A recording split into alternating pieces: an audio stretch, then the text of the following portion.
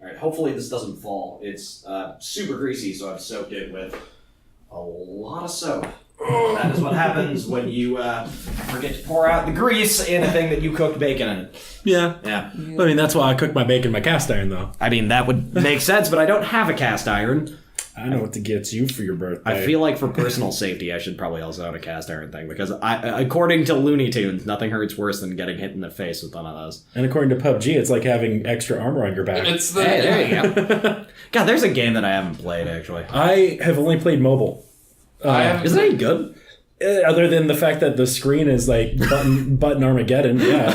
Other than the fact that the screen is the size of my phone. Yeah. There's this like the frying pan narrative. Like, so NPR released a news story that said like out of everyone who owns a gun, only 0.1% of Americans have actually used it for self-defense in any capacity. Mm-hmm. I'm willing to bet the number of frying pan defenses is actually higher. I thought you were saying, I wouldn't doubt that for a second.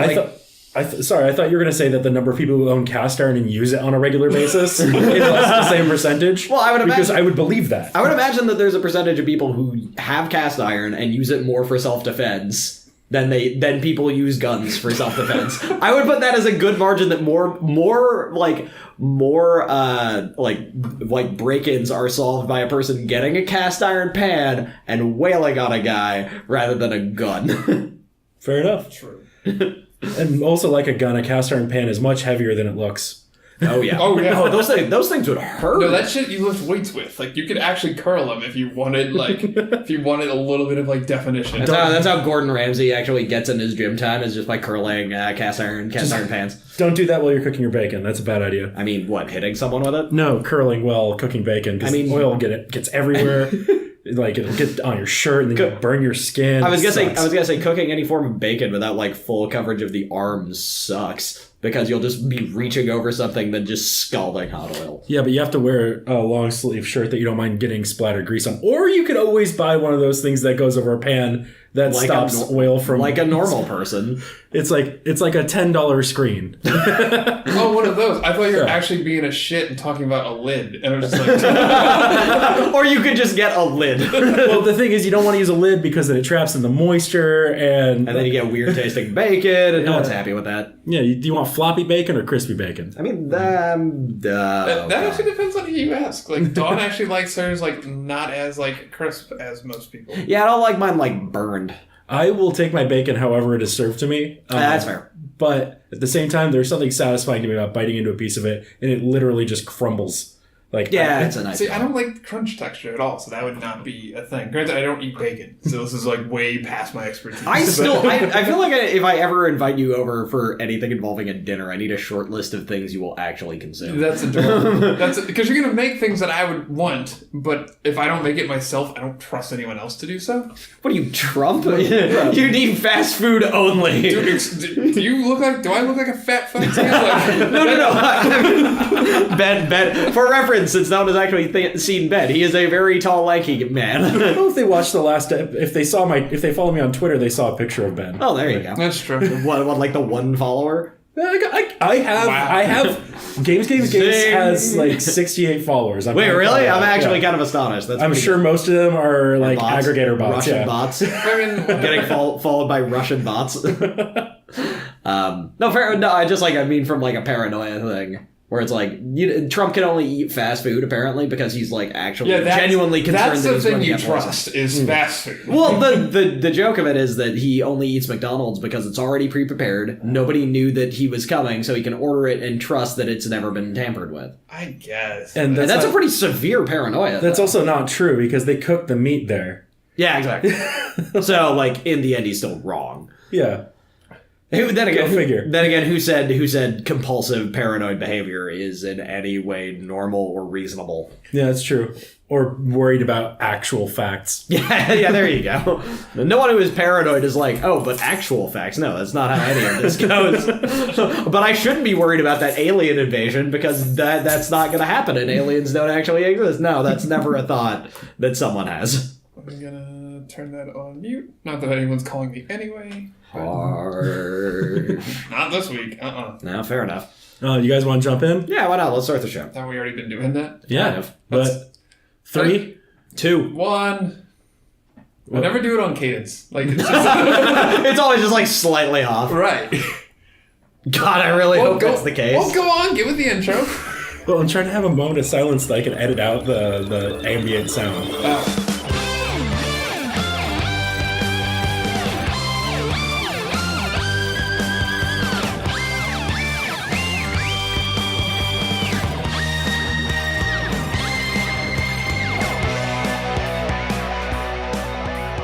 Hi, I'm John. I'm Andrew. I bet.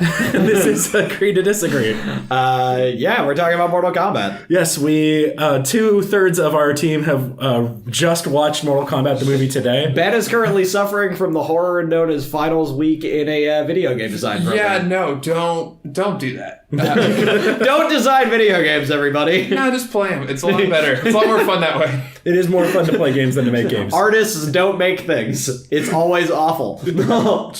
The design process is awful. Stick with traditional STEM. It's just do math. Just do calculus. It's fine. And artists, if you do make art, make sure to only share it with your friends and family if all you want is praise. Oh, so just make like terrible B movies. Just make Birdemic. That way your wife can just look at you and be like, it's fine. Are we talking about a terrible B movie? I mean, technically, but this was a multi-million-dollar terrible B movie. Yes.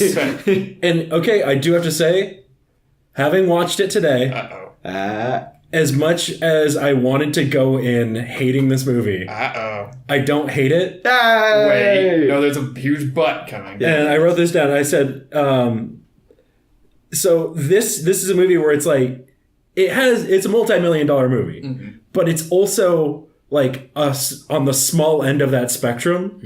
And they were trying to tell a really big story and also be faithful to the source material, and so that they didn't offend fans. And it ends up not looking so great or not doing the things it needs to do.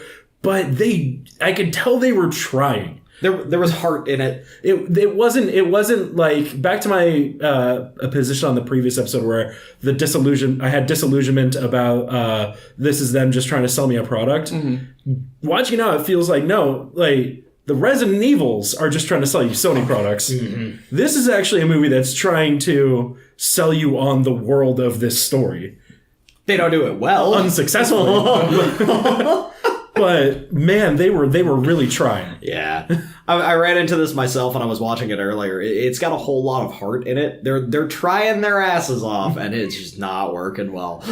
Which, in fairness, Mortal Kombat is a lot to digest world-wise. It is. There's a lot of crazy bullshit. I don't even think that Mortal Kombat knows what Mortal Kombat's plot is, though, half the time. In fairness, they did have to go through a giant reset in the last 2 games because shit got too convoluted. Well, that's because like when they started doing the spin-off stuff, like, you know, the Sub-Zero adventures and stuff like that. Was that 2D side scroller? That was 2D. That was a 2D side scroller. Yeah. They also somehow used Mortal Kombat's fighting like mechanics in it. Yeah, somehow. it's so terrible. It was. I actually liked that as a kid. Really? A little bit. I mean, then again, I was a kid. I liked objectively bad games as a child. I was maybe too. 7 or 8. And they also, you know, you took Sub-Zero and he used to just be this like sorcerer of snow, wintry kind of stuff, and then they like tried to shoehorn on like a Chakotay Native American Voyager kind of thing to him. Yeah, and it's like, wait, what? They tried to shoehorn a Native American thing on him. Yeah, I think you're thinking of Nightwolf, dude. No, Nightwolf was explicitly Native American. No, they started giving like, which movie? Well, which game? I think they started doing it in Mortal Kombat Sub-Zero. No, he was. Oh well, yeah. Then they get into the whole Lin Kuei thing, and that becomes its own giant debacle. Where it's like 2 warring ninja clans. Like, you didn't talk about any of this shit. But whatever. Shirai Ryu and okay. For reference, audience, it's going to be me talking a lot of nonsense about things that no one cares about for long periods of time. Because just like how Ben has really weird archaic knowledge of wrestling, I know literally everything about the Mortal Kombat plotline. Fair enough. I don't have a counter argument. That's just like, all right, yeah, it's a fact. Along the same lines of the plotline, this movie opens up with Liu Kang having a nightmare about his brother being killed, which is actually a good intro. Yeah. It was a pretty solid intro, and it's just you know, a lot of fighting, backbreaking, and then Shang Tsung looks directly into camera. And says, "Your brother's soul is mine." And then he slowly dissolves into a skeleton. Yes. Which is actually a good intro. It establishes the threat pretty much immediately, and the entire objective of this character is murder this guy. Hard cut to Liu Kang waking up in the greenest lit room ever. Yeah, what the fuck was that? Was he in the Matrix? What the shit? I'm gonna get back to that. Oh, no. Like him in a cold sweat walks over to his dresser where he's got an open Western Union telegram, which I mean establishes the whole Order of the White Lotus being like way far off the grid. And it's just like your brother is dead. Come home. Yeah. And then like the movie goes on its way. You know, hard cut from that over to... I think Sonya's raiding a nightclub at that point, which, I mean, it basically just, what if Blade was crap? Well, Blade 2 and 3 are crap. But... Yeah, well, you're not wrong. I do get to see Ryan Reynolds being a dumbass on camera, though. That's always great. That's always fun. Yeah, exactly. That's why I go to a Ryan Reynolds movie. It's pre-Deadpool.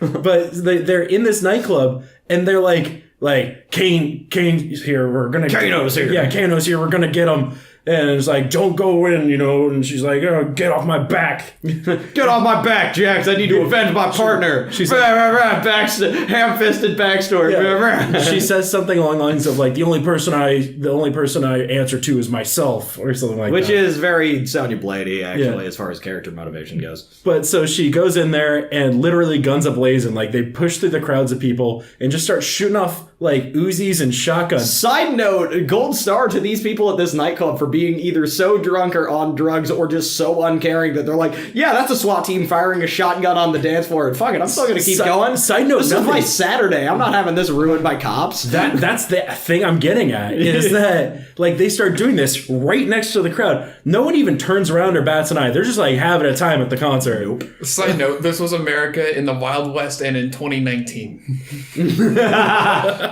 Fair. Yeah, no, fair enough. This is recorded in 2018. This is a future call out. And then I think that's a call forward. Yeah, whatever. And then we cut to the introduction of our third main character of the movie, Johnny Cage, who has the best. Fucking, I love Johnny Cage in this movie. Johnny Cage in this movie is so goddamn funny.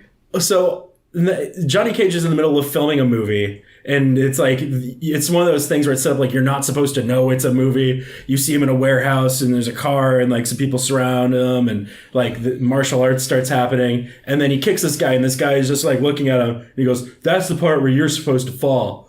And the guy's like, oh, and throws himself back, and then it's like, cut. Well, the line that ends it is him turning around, looking at camera, and yelling, "Where do you get these guys?" Yeah. And then like yelling at the director, who is a person doing a spot on like look and imitation of Steven Spielberg. Oh no, yeah, it's pretty solid actually. Off topic. That's how WrestleMania ended this year as well.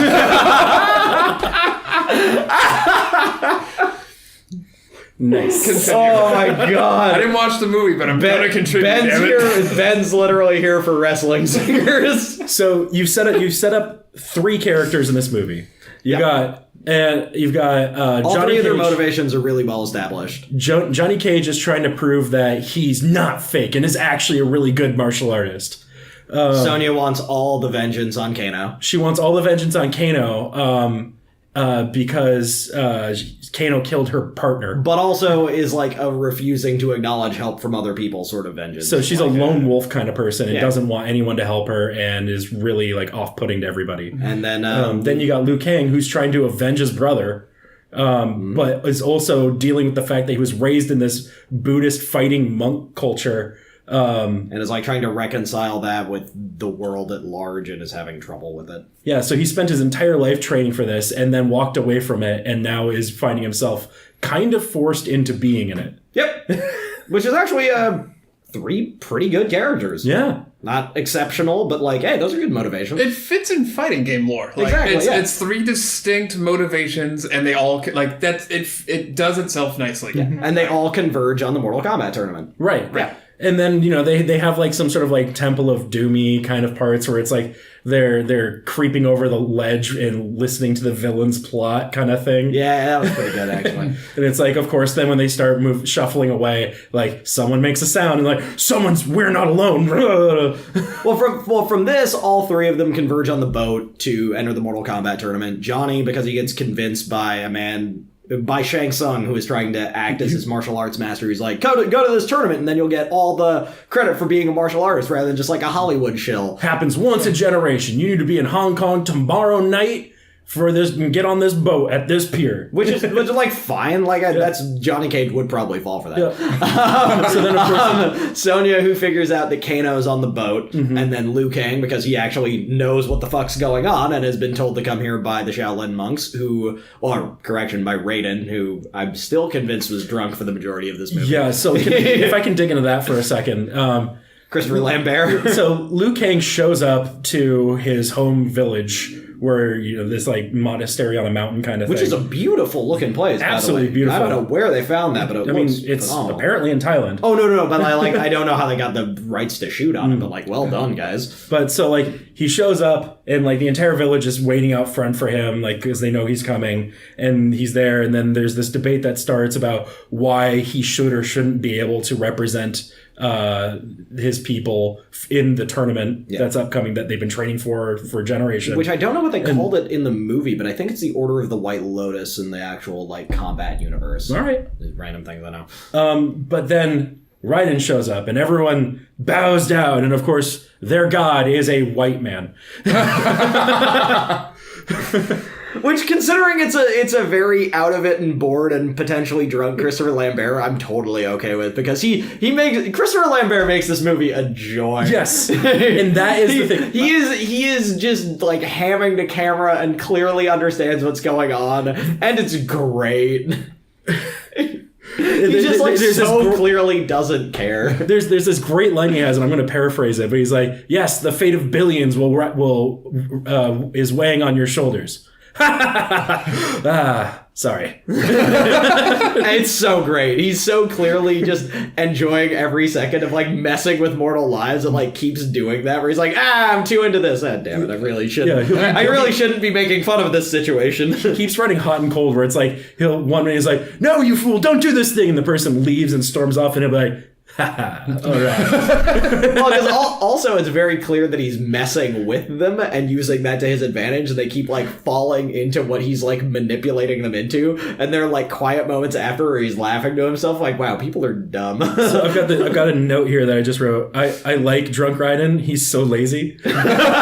Because like he just doesn't care. There were a bunch of parts at the beginning of the movie where it's just like they turn around and he's just kind of like sitting there on the stairs and he starts talking to them, and then like a little bit of lightning comes out of his pupils and he's just talking.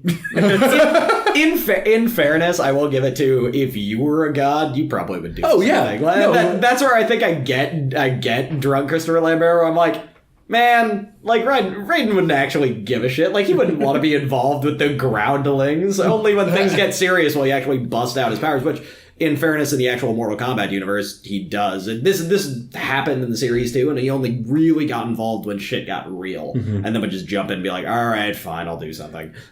So in order to stay on topic, go ahead and run us through the rest of the movie. So from there, they land on this random island in the middle of fucking nowhere after a very weird ship ride over where Shang Tsung reveals that, yeah, it turns out you've been roped into the Mortal Kombat tournament, and then 6 Sub-Zero and Scorpion on them, who get their asses handed to them by Raiden.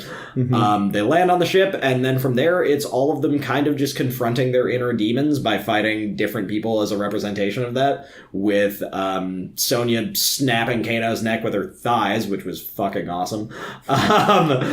Sonya kills him in like the most WWE way possible. Oh, that's one thing I remember from the movie is like, oh shit. Like, okay, got it. Damn, lady. They're laying on the ground. She's got Kano wrapped around her thighs, or his neck. Yeah. And then she's like, come on, give me a break. And she's like, okay. And then, it's good. No, that's actually a really good choreographed fight. All the fight scenes in this are actually fight scenes are all really good. The cuts kind of get to me after a little while, but we'll get into that later. Liu Kang fights a man who roars like a tiger. I don't know who the fuck that was supposed to be. It was just some but dude. he gets his ass handed to him, and then Shang Tsung eats his soul. Johnny, and then that's where the scene where you talked about before, where they find out. Yeah, cut to them discovering the evil villain's plans and attempting to locate Princess Katana. Well, they get into a giant fight scene with like 30 people. And it's really good. The first actual Mortal Kombat match that Johnny Cage gets into after that and after all the other Scorpion, fights, right? is Scorpion. Oh, that was so great. So they start off in the woods, and like the fight's going well. And then Scorpion does his teleportation. Takes him into the nether realm. Takes him into another realm, which is just like the moment that it happened, I started laughing, and I was like, "Oh, it's the Scorpion's art installation." It's just like a bunch of bamboo scaffolding and ladders and like torn sheets. Scorpion's actually a super avant-garde artist. And then like Johnny Cage is looking around, and then Scorpion does that thing where he like appears behind the character, and he just says, "Welcome." And I started laughing again. I'm like, I wanted to be like, "Welcome. Do you like what I've done with the place?" It's just like, hi. Hi. Shit. What can I get you? Dude, hi. Well, welcome to the Netherrealm. Would you like a Coke? Unfortunately, they're only warm, but... I just got them. They're in the flat. I got them at Costco. The bathroom is everywhere. Over here, we have an excellent rendition of a burning skull. Where do I scat? Go over there! It's this giant avant-garde art installation as made by the brilliant artist formerly known as Scorpion. Anyway, spoiler. They're actually just in some like pretentious New York high-rise. Spoiler. Yeah, it's a loft apartment. Yeah, exactly. Johnny Cage wins. He lost his renter's insurance after the art installation involved fire. Yeah, that was Scorpion's own fault. He ripped his mask off, and he was like the most janky looking skull. So I'm gonna steal the quote that I had from earlier. Scorpion as a character is basically just what if an Iron Maiden cover was a fighting game character. Mm-hmm. He is a fire breathing skull that throws spears at people. Like, yeah, it's fucking metal. That's the character. What if you're the embodiment of every shitty skull tattoo from the 80s? Yeah, exactly. Yeah, basically. But that involves Iron Maiden again. Yeah, so we've gone full circle. Back around. Johnny Cage figures out Scorpion's weakness, which is apparently getting any cut whatsoever. Yeah, like what was up with that? He gets like a seriously grievous cut from like a razor bladed shield, which it just starts spewing blood and fire. Why do you have a shield with like blades on it? That seems ineffective and dumb. Well, I mean, it looks like that they were at the bottom, they were on the ground level, which is full of skeletons, which means that like Scorpion just invites people to his house and burns them to death. Like, that's what he does. No, it just means that he has high blood pressure. Like, his blood pressure is so high that when you cut him, it just jets of blood. Yeah. Someone needs to get that guy some heartburn medication. Seriously. Or they're just some very good blood pressure medication. Anyway, so Scorpion dies brutally, actually. Mm-hmm. Really good fight. He explodes. You know that animated GIF of the guy's head exploding? Yeah, it's basically just that. It's that. Yeah. Except you start with the skull. It's the Scanners explosion, only less gore. That's what it's from Scanners. Shit, I love that GIF. Anyway, so after that, they discover the plans of the villains. We see Prince Goro for the first time. Which, oh, fucking hell, we'll get into that. God damn it, Goro looks terrible in this movie. Then Shang Tsung is like, they've beaten all my champions. All right, secret weapon Goro, go kill everybody. And then we get just clips of him kicking the asses of every single Earthrealm fighter that we've never met, so I felt no mercy towards those people. Then he ends the life of the other fucking fourth guy that we just don't talk about. No. Apparently, everybody else is broken up about it. I'm like, who the fuck was that dude? I don't even know his name. Yeah, so the sequence where it's like, Goro, you are free, enter the arena, and it's like, it just does this shot of all of these dudes falling in rocks, and it goes on for way too long. It's a solid couple of minutes of people just getting thrown onto rocks with no context, only Goro laughing and like Shang Tsung saying, "Your soul is mine," repeatedly. Yeah, and it's just like, I don't, like, it goes on for long enough that it's like, did they just need to pad this movie a little bit? I'm sure that's exactly the frustration is I get what they're implying, where it's like, yeah, Goro's kicking all of these guys' asses, beating them to death, and what have you. But because the animatronic's so fucking terrible, they don't want to use it for this because then you'll reveal how awful it is. And they'll be like, right, that thing's not a threat. Like, But yeah, so then Goro kills Art, otherwise known as the fourth character, otherwise known as the person that they said hello to at one point. yeah, like Johnny implied that he knew him because they met him on the boat. Oh, right. And there's like the implication like Cage actually knew him at one point when they were both martial artists, and Johnny decided to go the route of becoming a movie star. So like, this guy was established, I just don't care. Which is really the fault of the writer. Anyway, Goro then fights Johnny Cage. Johnny Cage kicks his ass by punching him in the balls and kicking him off a cliff, which, I mean, in fairness, that's what you would do against a four-armed dragonkin sort of person. Like, yeah, fuck it, I'm not actually fighting you. That's dumb. Yeah. Shang Tsung drags Sonya to Outworld. They fight, was it Liu Kang? Raiden can't follow them because he's technically not allowed off Earthrealm. So Liu Kang and Johnny Cage follow him. They fight Reptile. Which, that was a pretty cool fight. That was actually pretty good. The problem was the thing that was Reptile before he was a human being looks like a character from Reboot if they drank too much.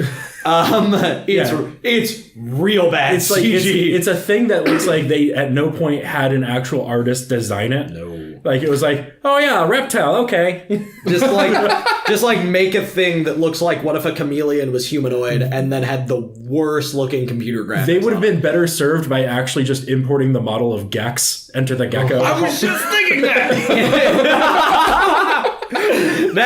That is a reference to Gex. Holy shit, you guys. That is like the deepest cut ever. Like, what the hell? Can we future do Agree to Disagree Gex 64? I mean, probably. I don't see why not. I fucking love that game. Really? Yes. Okay, apparently... It'll either be Gex sure. 64 or one of the about- Gex ones on PlayStation. Or like all of the weird 64-bit platformers that were out during that time period because everybody tried to emulate Mario and failed fucking miserably. I'm currently playing Ukulele. Well, no, I mean old era stuff. I mean, the only ones that were successful in trying to be Super Mario were like, what, Banjo-Kazooie? Yeah. I think Jet Force Gemini was decent, and a couple others. Donkey Kong 64. Donkey Kong 64 has its problems. Pretty much any, for when you're in that deep of a collectathon.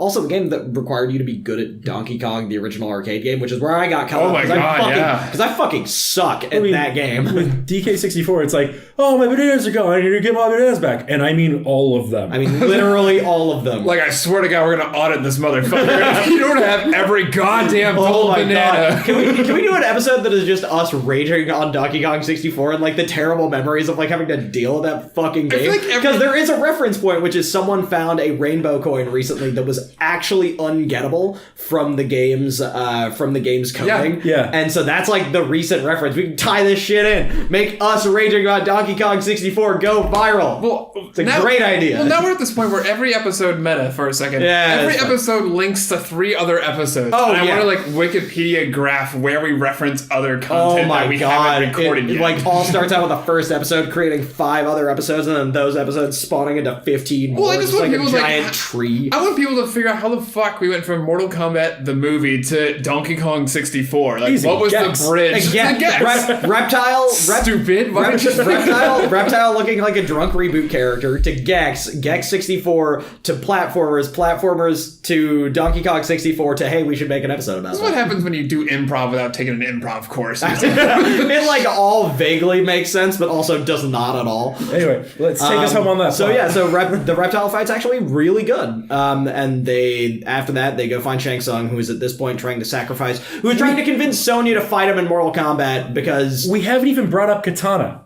fuck Katana in this entire movie. She is like the most worthless character, and we find out in Annihilation she is also the worst actress I've ever seen in my life. Fair enough. Annihilation is bad, but Katana is the worst part of that movie, and I refuse to hear to the otherwise. That actress is objectively terrible. I don't care if she's a fine person in real life, she is a terrible actress. Wow. And that's not counting the guy who they got to replace Christopher Lambert in Annihilation because they couldn't pay him enough, or he finally sobered up and was like, I was involved in what? No. I'm not coming back for a sequel. Mortal Kombat? Then again, he did make 5 fucking Highlander sequels, so I mean Christopher Lambert's quality of what he needs to be involved in has to be pretty low if he was in Highlander 2 the quickest Awakening, which fucking hell, that movie's bad. Let's move on. Movie that brings up John's nightmares. Anyway, so they kill Liu Kang kills Shang Tsung in a Mortal Kombat match because he had kidnapped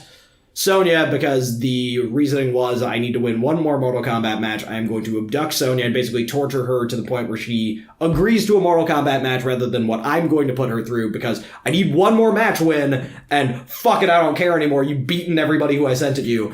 And then Liu Kang kicks his ass, kicks him onto some spikes, says flawless victory, movie ends. Movie doesn't end, they go back home, and then the temples explodes, and Shao Kahn shows up and is like, hey, you may have beaten Shang Tsung, but I've come for your souls. Yeah. Cue Raiden lightning eyes. Yeah, cue the standard, everyone's in a line, gets in their action pose, and then it cuts to Mortal Kombat! Which, by the way, can I just say, the fact that the movie started with that, movie knew exactly what it was. It's like, we're doing a high-budget B-movie. Fucking the opener of this film is the credits to the Mortal Kombat theme song. The moment you start the movie, they're shouting Mortal Kombat over the New Line Cinema logo. It's so and then it just good. goes. Yeah. And it's like, yeah, this movie wasted no time. It was like... It knows exactly what it is. We are in for 100 minutes of just, this movie understands why it's here, and that's it. We're getting good fights and good music and terrible fucking acting. Well, look, there's no good video game movie, to the best of my knowledge. This is probably the closest. It's up there. Don't get me wrong. Apparently Rampage came out this weekend, and it's getting good reviews. I don't believe you. This is what I'm hearing. I haven't looked up on it because I don't fucking care. I mean, fair enough. I mean, it is Dwayne Johnson with a giant fucking gorilla openly making fun of the very concept of apparently, if it gets higher than a 53, quote me on that. Does it become the highest? It becomes the highest one. It becomes the highest rated. Yeah, because the highest rated right now is Mortal Kombat at 53. Wow. Yeah. Like, but it's considered the best. It's the cream of the crop. It's considered, which is sad. It's considered the best video game movie, like bar none. Shit. Yeah, did you not know that one? It is. Yeah, there's your random factoid. It is the highest rated video game movie on Rotten I still maintain that the best video game movie is the 1989 Teenage Mutant Ninja Turtles the movie, which counts because there was a Ninja Turtles arcade game. That's not how this works. Also, I was gonna say, if you say Ready Player One, I'm gonna throw you out that one. No. I do kind of want to see Ready Player One. Me too. But I read the book, and it reminds me a lot of what if Willy Wonka was blended with YA, with like Harry Potter wish fulfillment YA fiction. And so it's fine. It's just like, this is only decent. It's not amazing. It's like, I read it, I was like, this is pretty good. So the two types of reviews I've been hearing about Ready Player One are that people are like, oh yeah, that was a lot of fun, and it was cool to see a movie that's just like kind of like having fun with references to pop culture and it's like very Spielbergian as well. Trying to be like cool and approachable, and it's a Spielberg movie, great. And other people are like, if I wanted to watch Ready Player One, I'd just grab a 1980s action figure and jerk off. Yeah, he's not wrong. I mean, it's supposed to be a little bit of fan service to that, though. Yeah. Like that's the whole bit. The entire book is fan service. Like I mean, I bet you could probably get the equivalent of the experience by putting 3 arcade machines next to you, taking a shitload of cocaine, and waking up 10 hours later. Like that's basically just Ready Player One. It's massive nostalgia wanking, which is fine. It's just, I will say, I've met Ernest Cline before. Apparently, dude's super into VR. Like, I'm not even into VR. That's kind of the basis of, I think, both of his books. Well, it is, yeah. Yeah. And he asked me, he's like, are you doing VR projects? Like, not at the time, I wasn't. I am now. Oh, cool. Hey, there's an in to go meet Ernest Cline again. There's a what now? I said there's an in to go meet Ernest Cline again. Oh, yeah. Yeah, perfect. Right. Just contact, be like, hey, I'm working on VR stuff. Well, don't get me wrong. I need all your money. I have nothing against the book. I liked the book. It's okay. It's not the greatest piece of fiction ever, but it's enjoyable. Yeah, it's Willy Wonka with 80s written for young adults. Yeah. It's not great, right? Like anybody who is above the age of 30 and claims that book is, or above the age of 20 and claims that book is well written is just wrong. Like it's fine, it's serviceable, it's good. It's like J.K. Rowling's writing, where you're like it does the job. Mm-hmm. It's not the greatest thing on in the planet, but it serves its purpose. That was Andrew's opinion on J.K. Rowling's writing. We had this opinion already, though. We literally did 2 Harry Potter episodes. I know. I'm making sure that's clear for people. Yeah, it's fine. There's a lot of pressure on me, man.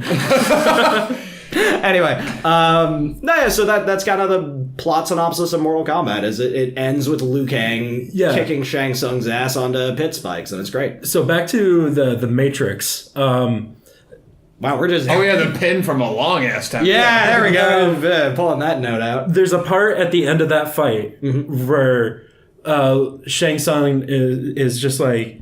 He's like, so you're the chosen one, how pathetic. And it cuts to Liu Kang, and he's like, I am the chosen one. And then, like, at that point, he starts doing, like, the fucking Neo and Agent Smith fight. Oh, yeah. Where it's like, you can't hit me kind of thing. Yeah. And then he just, like, obliterates him. Yeah, that does kind of... Huh. Holy shit. Well, then again, I mean, the Wachowskis were known for watching way too many kung fu movies and boiling that down into the Matrix. So I wouldn't be surprised if the Mortal Kombat film was on their list at some point. Oh, I'm sure of it. Yeah, I don't know. But and they also borrowed from similar source material. Yeah, exactly. It all kind of comes from the same tree. Yeah, so they're just one is an apple on the branch and the other is an apple on the ground. I mean, you're not wrong. Even though I like this movie, it very much is a like a best of a worst kind of situation. The last note I wrote on this movie while the movie was playing was, this is probably the most 90s ass movie I've watched in a while. Yeah. Everything about it, from like the way that Johnny Cage is just like the cockiest motherfucker, or like Liu Kang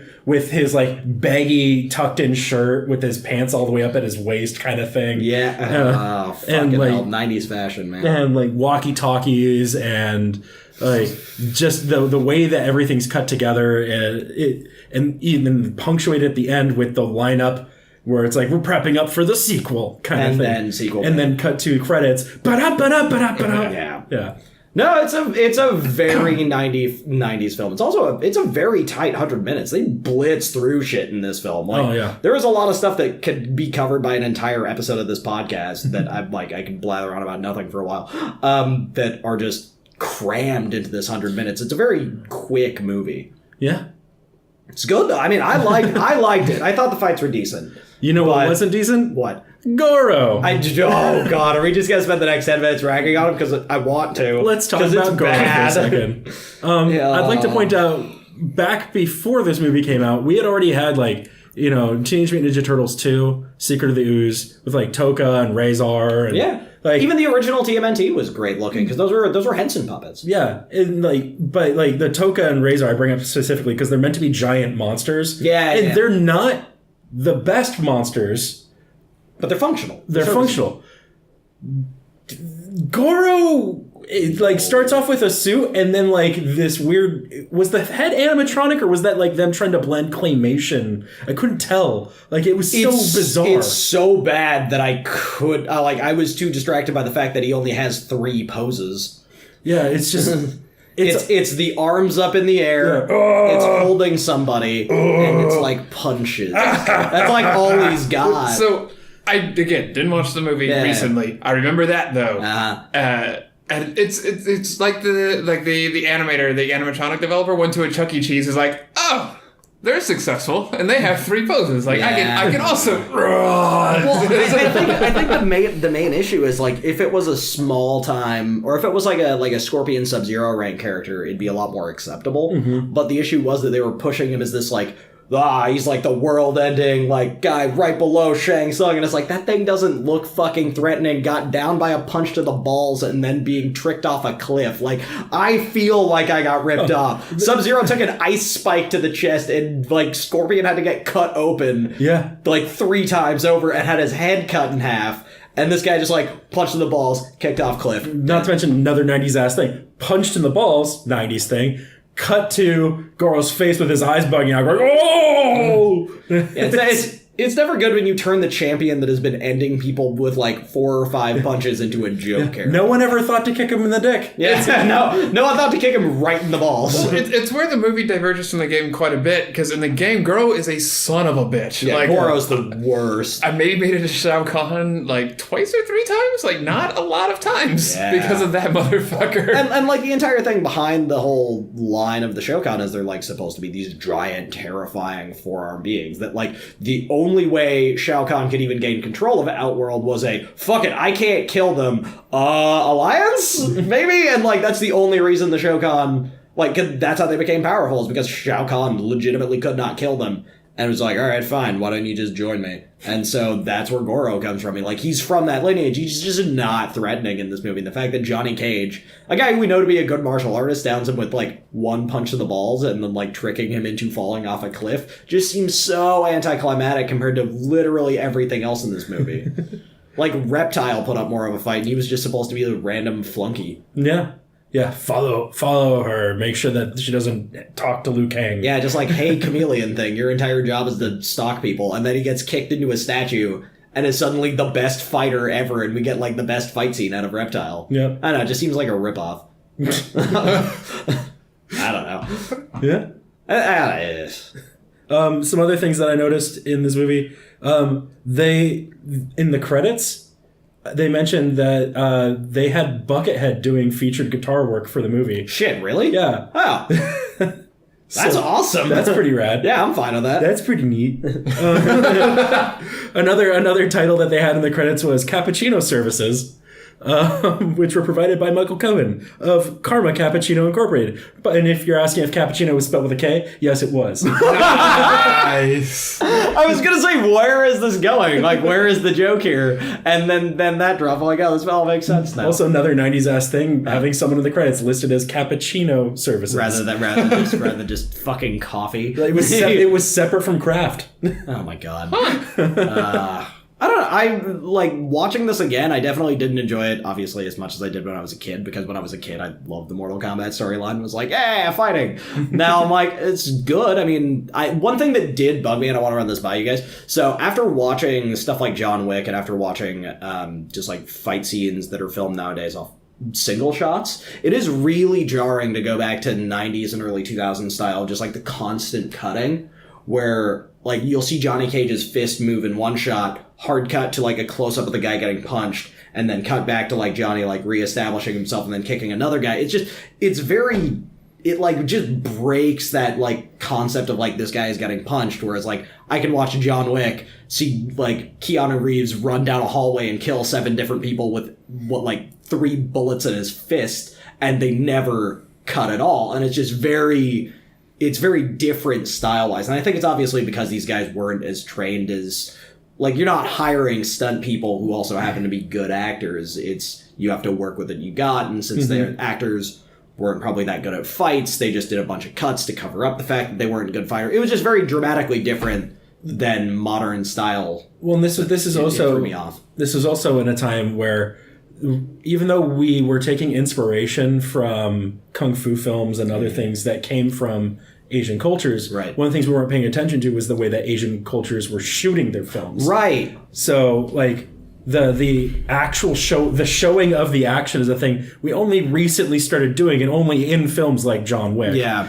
where you have someone like Keanu Reeves who's so engrossed in old school kung fu movies that he knows like what makes for a good fight scene. Yeah, and he studied it. Yeah, exactly. So. Or like I was thinking, I mean, we've talked about this many a time before, but it's like the reason Jackie Chan didn't want to make any more Hollywood movies is because they kept doing those 90s cuts, and he was like, I hate my work when I work over here. Yeah. Well, I was actually just about to bring up early Jackie Chan, because like the difference, if I understand your point correctly, is that in his movies, in his early movies, like they completed the sequence and then cut to the next sequence, whereas in American Hollywood fighting movies, they cut in the middle of the sequence, make the connection, and then transfer to the next thing right away.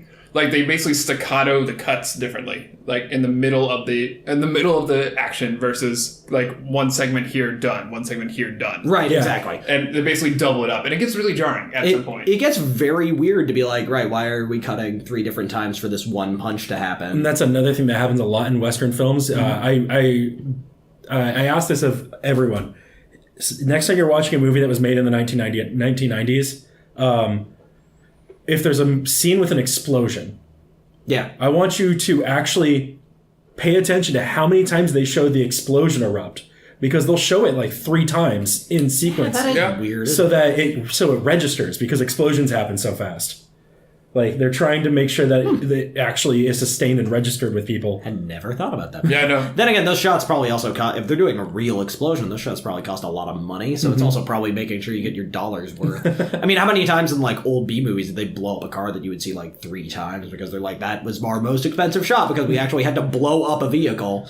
And then so now you're going to see it 4 times. The car off the cliff trope. Yeah. Oh, my God. Oh, the car off the cliff. It's the easiest way to do an explosion shot. Yeah, enjoy getting this 3 times over because we actually threw a car off a cliff and now you need to see it. Yeah. Now, can we write that into the script somewhere?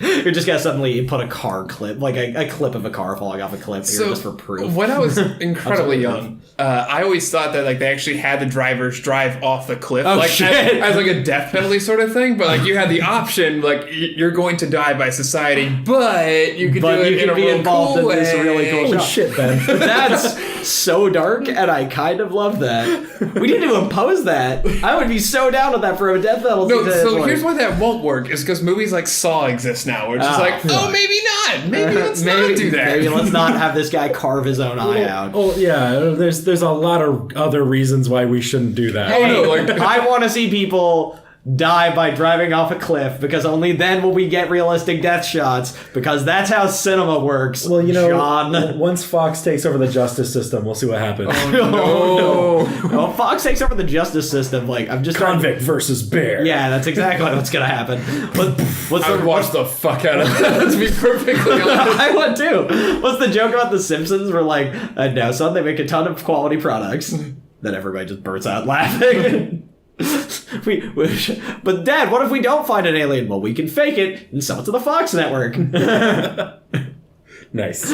Fuck, I need to watch more Simpsons. Anyway, no, I would still call this a good use this movie was a good use of time. Like, it was Who would you recommend this film to? So I would recommend this to people who just want to see, like, the kind of people who want a movie for like a bad movie night. Like, they're the kind of people I would recommend it to. Because this movie's a good palate cleanser for that kind of thing, where you can walk away from your Samurai Cops or your, like, Birdemics that are mind-bendingly bad, and just watch a good, high-budget movie that involves people getting kicked in the face and really bad acting. Yeah, I think that this movie falls in line with the higher quality canon films. Yeah. Like, it falls into that kind of area. Yeah, it falls into line with, I'm trying to think of their, like, better ones, because I'm only thinking of their shit ones right now, like Death Wish 3, where you're like, this is so bad that it's just amazing.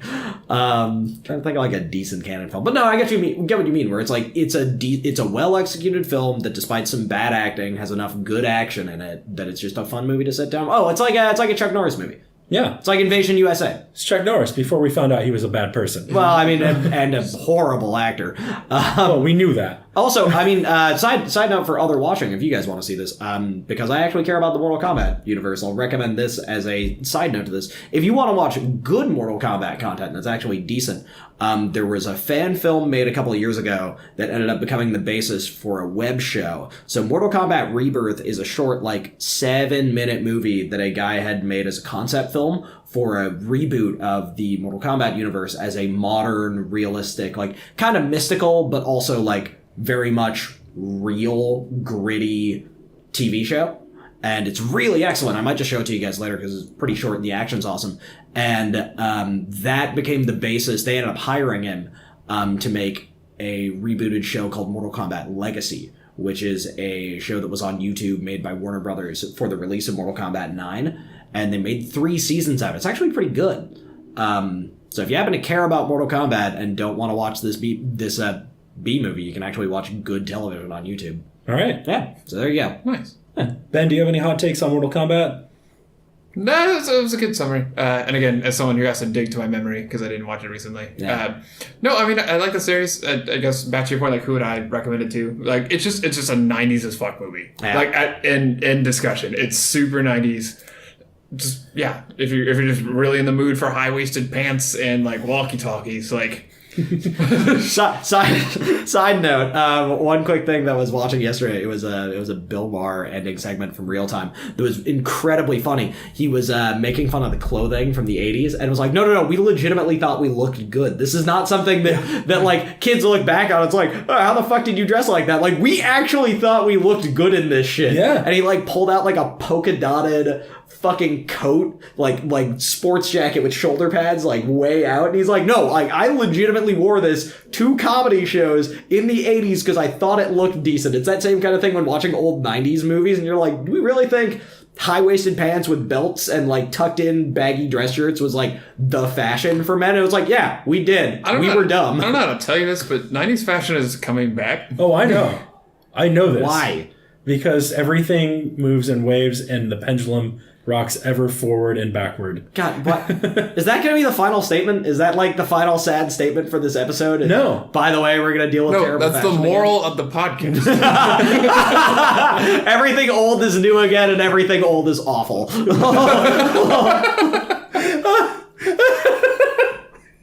Yes, that is our mission statement. I want editor you to like at this moment edit that in like bold text with like an attribution to me underneath. So I'm going to give you guys a choice for the next episode. Can we get Ben to watch Highlander? I just want more Christopher Lambert in my life now. Yeah, fuck it. I just want Ben to like come back from finals and be like, I'm mad and everything's done. Hey Ben, we have a movie about sword fights and decapitations, and then Ben's just like, all right, I'm in, I'm sold, I'm happy with this. Ben, your homework.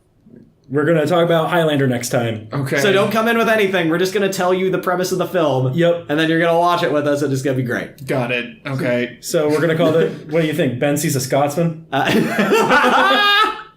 No, there can be only one Ben. There can Ben only one? There can Ben only one. We'll figure it out. We'll figure it out. There's bound to be a good pun in there.